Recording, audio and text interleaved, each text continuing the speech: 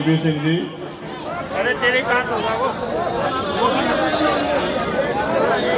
किसका मेरा स्वागत, किसका स्वागत? बैठ जाओ आप उसे बैठ जाओ, अब तो छोड़ो। इधर भी इतना ही जोश है, ऊपर वालों में भी जो इधर थोड़ी देर के लिए मेरे कहे थे जोश को बस समझदारी के साथ अपनी भाषा का भी बहुत बहुत धन्यवाद करूंगा कि उनकी चुनावी सभा में मुझे यहाँ आने का मौका मिला। ये भी एक कड़वा सच है कि अगर चुनावी कार्यक्रम आज नहीं होता और मेरी ड्यूटी नहीं लगी होती तो मैं कहीं ना कहीं क्या गौरव बच्चों को कल उनका गला काट के हत्या कर दी गई और उनकी आवाज उठाने वाला कोई नहीं है। अगर ये जिम्मेदारी कंधों पे नहीं होती तो आज गोरखपुर में वहां मुख्यमंत्री से जवाब मांगता कि इन बच्चों के हत्यारों को क्यों नहीं अब तक गिरफ्तार किया गया। प्रदेश, जिले, विधानसभा के सभी पदाधिकारी, कार्यकर्ता यहाँ सामने बैठे मेरे अपने लिए ना जी के हम लोगों के लिए बहुत बड़े योगदान दिए हैं। हमें विचार की शक्ति से रास्ता दिखाया है जिसकी वजह से आज ये सुंदर सुंदर कपड़े हमारे तन पर हैं। मैं आपका पुनः धन्यवाद करता हूं क्योंकि जब जब दिल्ली में मुझे आपकी जरूरत पड़ी है आपने हमेशा मेरे सर पे हाथ रख के इन सरकारों को मुंह तोड़ जवाब देने का काम किया है। मैं आपका धन्यवाद करता हूं।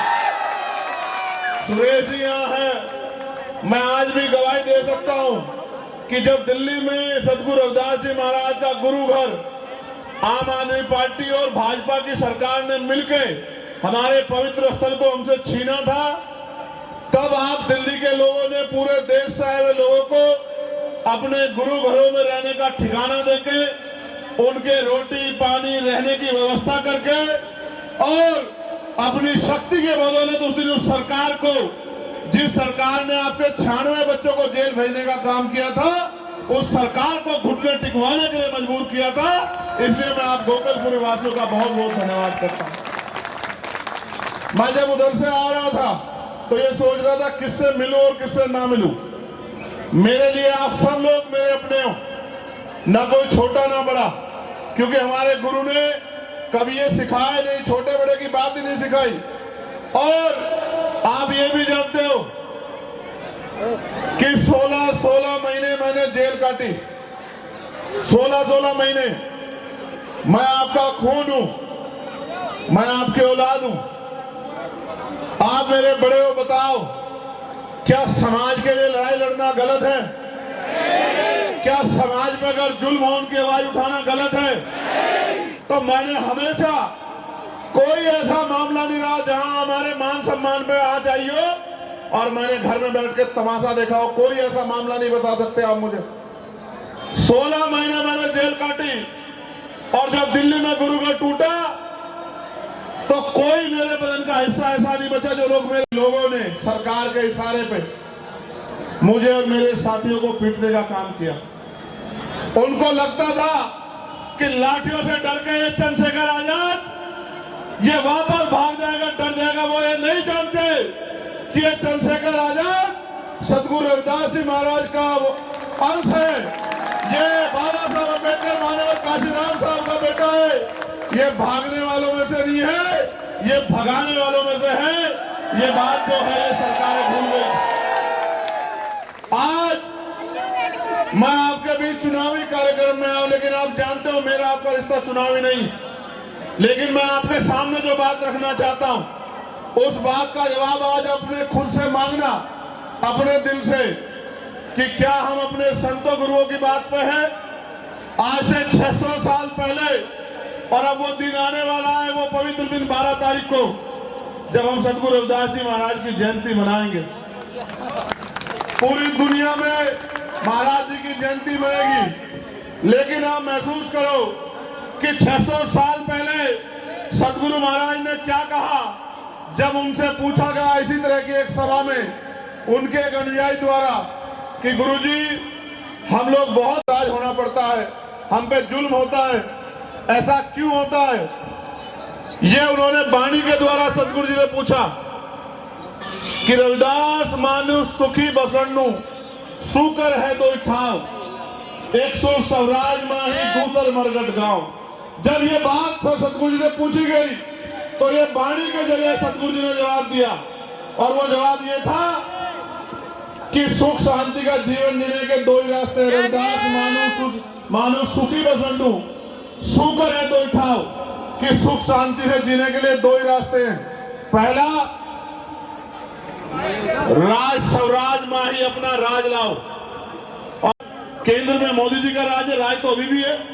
तो ये भी सवाल आया कि राज तो है जी, तो राज है तो फिर क्यों सुख शांति नहीं आ रही। सतगुरु जी ने कहा ऐसा चाहूं राज में जहां मिले समझू अन, और छोट बड़े सब सम बसे रैदास रहे प्रसन्न। कि राज ऐसा होना चाहिए जिसमें कोई ऊंच नीच ना हो, जिसमें कोई भेदभाव ना हो, जिसमें कोई छोटा बड़ा ना हो, जिसमें किसी बहन बेटी पर जुर्म ना हो, किसी को खाने के लिए अन्न की, तन ढकने के लिए कपड़े की और सर ढकने के लिए छत की दिक्कत ना हो, जहां पीने के लिए पानी की समस्या ना हो। तो ये जो राज आज का है ये सदगुरु महाराज का राज नहीं है। उनका राज तो बेगमपुरा राज था। बेगम का मतलब होता है बिना गम का राज, जहां किसी की जिंदगी में कोई गम ना हो। ऐसे राज की कल्पना की थी। आज बताओ, मैं तो दिल्ली घूम रहा हूं, मैं बरौनी गया, मैं त्रिलोकपुरी गया, मैं सीमापुरी गया, मैं सादरा गया, सीलमपुर गया, तो मैं देखता हूं जहां मैं पार्लियामेंट में जाता हूं वो दिल्ली तो कोई और है। वो दिल्ली तो ऐसी है कि सड़क पर रख के भोजन कर लो। और ये दिल्ली कौन सी दिल्ली है जहां नालियां, गड्ढे, गंदगी, सफाई की व्यवस्था नहीं है, पीने के लिए पानी की व्यवस्था नहीं है, जहां लोग झुग्गी झोपड़ियों में अपने और अपने बच्चों के सम्मान की रक्षा मुश्किल से करते हुए जी रहे हैं। तो मुझे लगा है दिल्ली वो दिल्ली है जिसमें हमारे लोग रहते हैं, और वो दिल्ली है जिसमें पैसे वाले लोग रहते हैं, जिसमें सरकार के लोग रहते हैं। रास्ते में नहीं चले होते तो आज एक गुरु घर का निर्माण आप लोग नहीं कर पाते। और आप जानते हो इस गुरु घर का निर्माण किसी और ने नहीं, आपने अपनी मेहनत की कमाई से किया है। मैं जानता हूं इस बात को, मैं आपके स्वाभिमान की शक्ति को जानता हूं।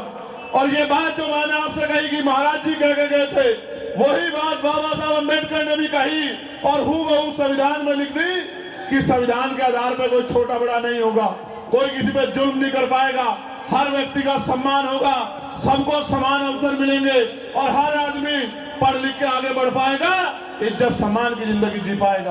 और बाबा साहब ने क्या कहा, राजनीति में हिस्सेदारी नहीं, वो सुनहरी चाबी है जिसके जरिए आप अपनी सारी समस्याओं का हल निकाल सकते हो। मैं आपको लगातार कहता आ रहा हूं कि आपने शक्ति किसी और के हाथ में दे रखी है और आप चंद्रशेखर आजाद की तरफ उम्मीद लगा के देखते हो कि चंद्रशेखर आजाद आपकी समस्याओं का हल कर दे। मैं आपको गारंटी से कहता हूं, एक मौका आप चंद्रशेखर आजाद को दे के देखो, फिर आप बताना आपकी समस्याओं का हल होता है नहीं होता है, या आपका हाथ किसी आगे फैलता है, फिर आप मुझसे सवाल करना। मैं तो पार्लियामेंट में हूं, आप जानते हो दिल्ली के मेरे लोगों, क्या मैं कोशिश करता हूं कि आपकी तकलीफें दूर हो। लेकिन आप सोचो, ये तब हालात हैं जब शक्ति उनके पास है। एक दिन आएगा, समय करवट लेगा, क्योंकि बाबा साहब अम्बेडकर आपके उंगली में वो शक्ति लेके गए हैं, जिसे चाहो चोटी में बिठा दो और जिसका दिमाग खराब हो जाए उसको उठा के चोटी से जमीन पर पटक दो। ये उंगली में ताकत बाबा साहब अम्बेडकर आपके देके गए हैं। 4-4 बच्चों की कुर्बानियों से आज आपके हाथ में वोट है। जब तक ये वोट है तब तक बड़े बड़े पैसे वाले, धन्ना सेठ, बड़े बड़े कुर्ते वाले, बड़ी बड़ी गाड़ियों वाले, बड़े बड़े महलों वाले आपकी बस्तियों में आएंगे, आपके पैर पकड़ेंगे, आपके बराबर में बैठेंगे, आपसे भाईचारे की बात करेंगे, आपके पैर भी छुएंगे, सर पे हाथ भी रखवाएंगे, वादे भी करेंगे। वो समय अगर कोई होगा तो वो चुनाव का समय होगा, और जिस दिन चुनाव खत्म हो जाएगा 5 साल उनको दूरबीन लेके ढूंढ लेना, 5 साल वो आपको दिखाई नहीं देंगे। और ऐसा 75 सालों से चला रहा है, अमीर राज कर रहा है और गरीब का हाथ ऐसे फैला है। और अब तो सुनते थे, गांव में हम लोग सुनते थे, अध्यक्ष जी, संत कुमार जी यहाँ बैठे अध्यक्ष जी, हमारे गांव में हम सुनते थे कि पैसे वाले लोग, गरीब का बेटा आगे ना बढ़ जाए तो चुनाव से 2 दिन पहले झोला लेके आते थे, झोले में पैसे होते थे, सुरेश जी गांव के ठेकेदार को पकड़ते थे, ठेकेदार को कहते थे कि जो जो वोट बेचने वाला है उसके घर ले चल, मैं उसको पैसे दे दूंगा, वो वोट हमें दे दे। ये होता था नहीं होता था बताओ? मान्यवर काशीराम साहब ने इसी के खिलाफ आंदोलन चलाया था, जिसमें उन्होंने नारा दिया कि वोट की रक्षा बहन बेटों की रक्षा की तरह करनी है और वोट को बेचना नहीं है, वोट को जिम्मेदार आदमी को सौंपना है। ये नारा मान्यवर काशीराम साहब ने उसी वोट की डकैती के ऊपर दिया था। लेकिन अब ये रात के अंधेरे में आने की जरूरत नहीं है। ये लोग बहुत समझदार हैं, ये समझ रहे हैं कि पढ़ लिख के आप समझदार हो रहे हैं, अब रात के अंधेरे में नहीं आते। अब तो दिल्ली के बड़े बड़े दफ्तरों में बैठ के मीडिया के सामने घोषणा करते हैं कि हम आपको 2500 रुपए महीना देंगे, हम आपको 3000 रुपए महीना देंगे, हम आपको 2100 रुपए महीना देंगे, हम आपको 500 रुपए का सिलेंडर देंगे, हम आपको साड़ी देंगे, कपड़ा देंगे, मिठाई देंगे, आप हमें वोट दे दो। ये वोट की खरीदारी नहीं है तो अब क्या है, आप मुझे बताओ। ये वोट की खरीदारी है, और ये खरीदारी इसलिए है क्योंकि जिस दिन आपने अपनी वोट की शक्ति को समझ लिया और वोट आप अपने बाबा साहब अम्बेडकर के विचार वाले व्यक्ति को देने लगे, उस दिन के बाद आपको किसी दफ्तर में नहीं जाना पड़ेगा। आप पता करा के देखना, मेरी लोकसभा में अभी एक गांव में कीचड़ हो रहा था, अध्यक्ष जी, कीचड़ हो रहा था। बच्चों ने मुझे मैसेज किया कि सांसद जी हम स्कूल जाते हैं, बाबा साहब ने कहा था कि शिक्षा श्रेणी का वो दूध है जो पिएगा दहाड़ेगा। हम बाबा साहब की बात मान के स्कूल जाते हैं, हमारे परिवार के लोग भूखे प्यासे रह के एक एक पैसा जोड़ के मैं स्कूल भेजते हैं। हम वर्दी पहन के जाते हैं, लेकिन जब कीचड़ से निकल के जाते हैं तो स्कूल में जाते जाते ऐसे हो जाते हैं जैसे खेत से आ रहे हो। और जब हम स्कूल में बैठते हैं तो वो गंदगी हमारे पैरों में, कपड़ों में लगी होती है, तो हम पढ़ भी नहीं पाते। मैंने अधिकारियों को कहा क्यों भाई आप लोग क्यों नहीं ध्यान देते? बोले जी सब ठीक है। मैंने कहा ठीक है तो चलो मेरे साथ। मैं अपने उस गांव में उनको लेके गया और मैंने कहा कि चलो जरा गांव का निरीक्षण करके आएंगे। और जब उस गारे से मैंने उनको निकाला, इतने इतने गारे से, तो एक दूसरे से कहने लगे, क्योंकि अधिकारी भी समझदार हैं, कि क्यों नहीं बनी ये सड़क, सांसद जी नाराज हो रहे हैं, क्यों नहीं ध्यान दिया गया, इतने बुरे हाल है, गांव में समस्या है, क्यों नहीं ध्यान दिया गया।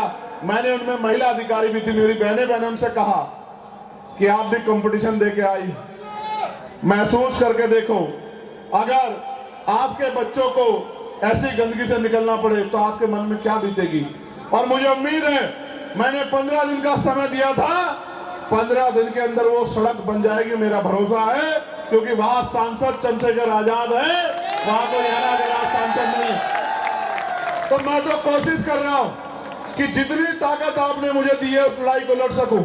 और मैं आपको विश्वास दिला कहता हूं कि अगर आपने इस गोकलपुरी विधानसभा में अब तक तो आपने जिसको चाहे मौका दिया, लेकिन इस बार आपने अगर भाई अरविंद जी को मौका दिया और 5 तारीख को केतली का बटन दबा दिया, और मेरी बात को याद रखना कि जिस दिन परिणाम आएगा और आपके आशीर्वाद से अरविंद भाई एमएलए बन गए, तो याद रखना किसी दफ्तर के बाहर जाकर लाइन लगाने की जरूरत आपको नहीं पड़ेगी। इस बात का मैं आपको विश्वास दिलाता हूं। ये वोट हथियार है हमारा, इस हथियार का प्रयोग करना जान लो।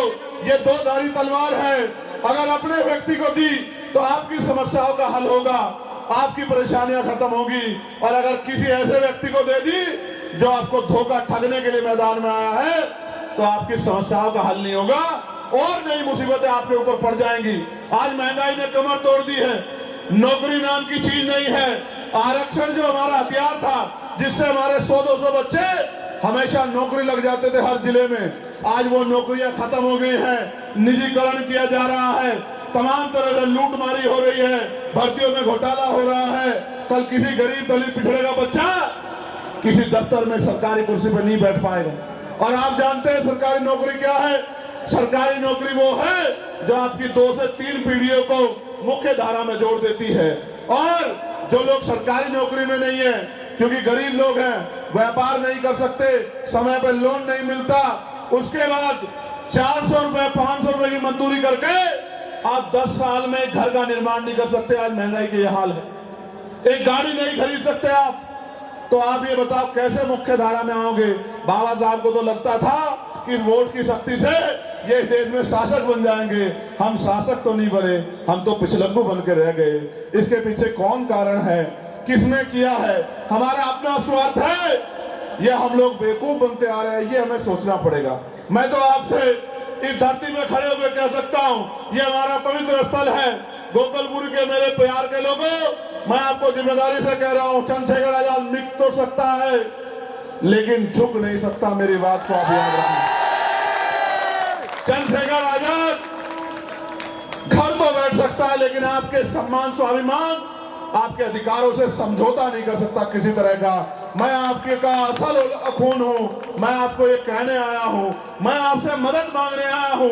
आपने हमेशा मेरी इज्जत रखी है, एक बार मुझे वोट की शक्ति को भी दे दो, फिर आप देखना कि चंद्रशेखर आजाद और अरविंद भाई, महेश जी सब लोग, हम लोग मिलके किस तरह से गोकुलपुरी को ऐसी विधानसभा बना देते हैं कि सारे विधायक आके यहाँ देखा करेंगे और हर क्षेत्र की जनता ये कहा करेगी कि हमें तो उसी पार्टी का विधायक बनाना है जिस पार्टी का विधायक गोकुलपुरी विधानसभा में है, क्योंकि इतना काम उस व्यक्ति ने कराया है जितना काम 50 साल में सरकारें नहीं करा पाई।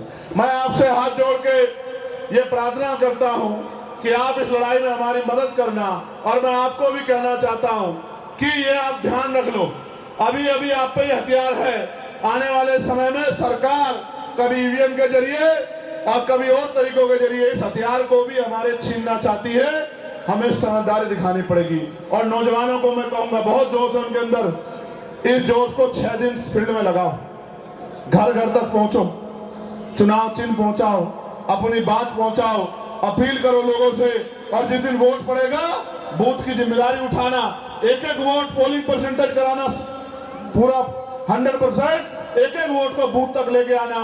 और जब आपका बैलेट की मशीन बंद हो जाए, फॉर्म 17C लेके तब आके घर में सोना और फिर 8 तारीख को सुबह सुबह जाके एजेंट बन के और एक एक वोट की गिनती करवाना। अपनी वोट की चोरी मत होने देना।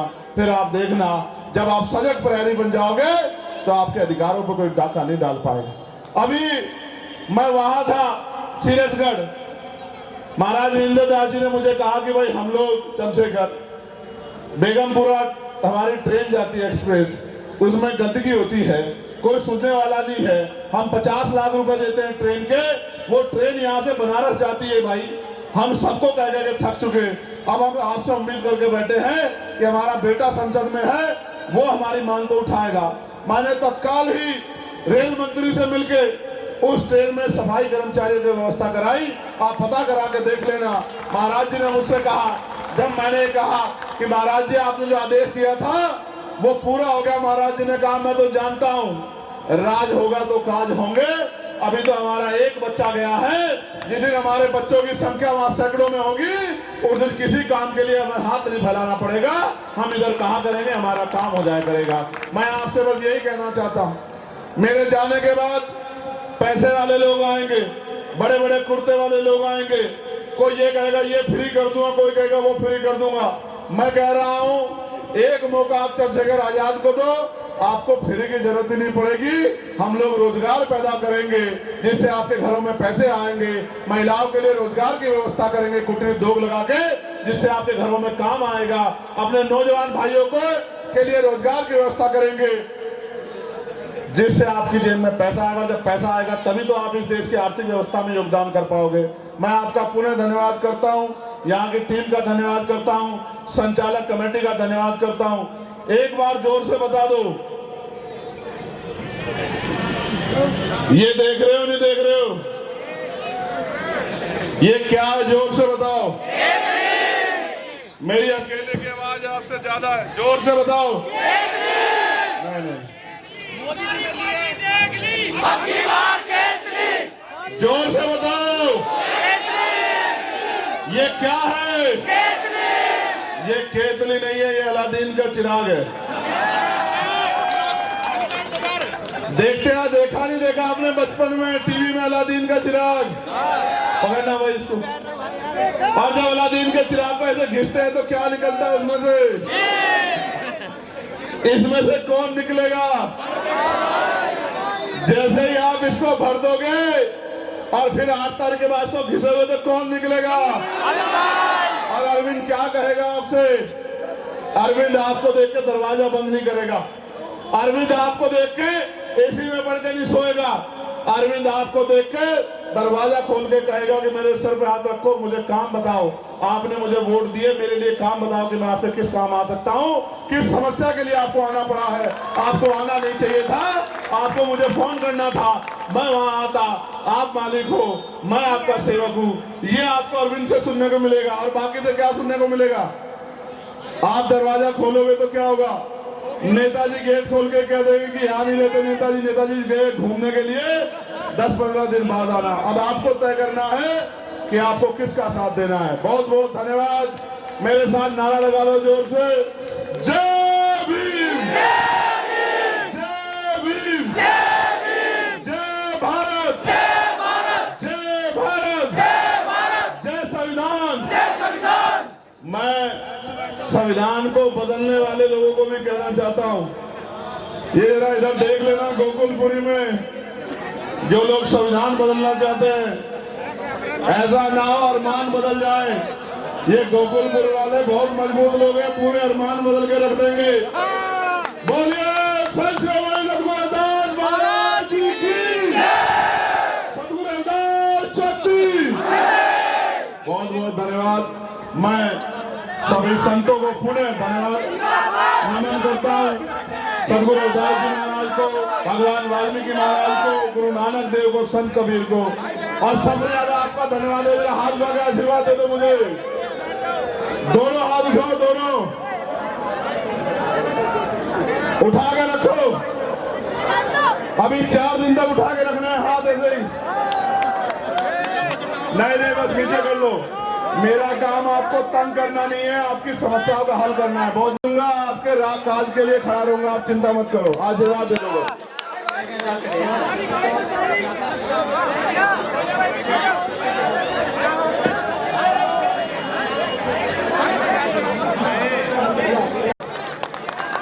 मंच की व्यवस्था को खराब न करें।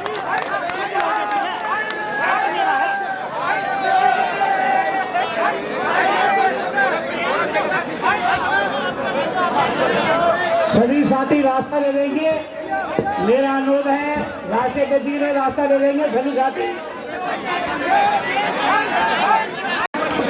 गुरु रविदास युवा मोर्चा की टीम मुझे नगीना में भी चुनाव लड़ाने गई थी और इन्होंने मेरी आर्थिक मदद भी की थी चुनाव लड़ने के लिए, क्योंकि मैं तो कोई काम नहीं करता, मेरे पास कहां से पैसा आएगा। मैं इनका धन्यवाद देता हूं और अखिल भारतीय रविदासिया धर्म संगठन के जो टीम यहाँ है उनका भी, अध्यक्ष जी का, उनकी पूरी टीम का भी धन्यवाद देता हूं।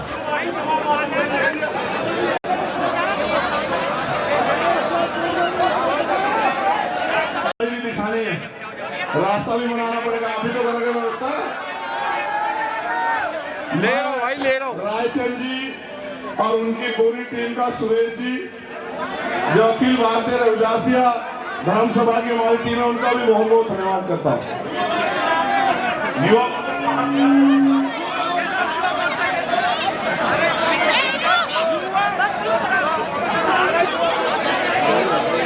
अगर राहत मोर्चा, युवा मोर्चा, राहत मंच, इन युवाओं का भी धन्यवाद बहुत बहुत, मेरे छोटे भाई।